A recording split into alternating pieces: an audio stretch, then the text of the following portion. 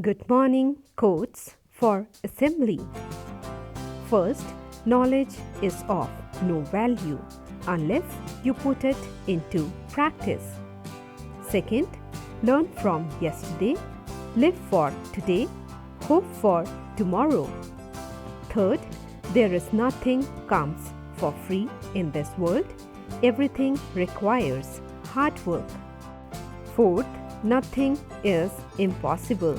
The word itself says, I am possible. Fifth, success is not final.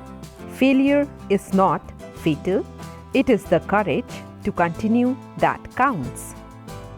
Sixth, you define your own life.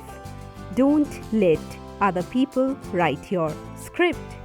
Seventh, all our dreams can come true if we have the courage to pursue them. Eighth, happiness is not something ready-made. It comes from your own actions. Ninth, live as if you were to die tomorrow. Learn as if you were to live forever. 10th, the future depends on what you do today. Hope you like the video. If you like the video, do like, share and subscribe to my channel to get more latest videos. Thanks for watching.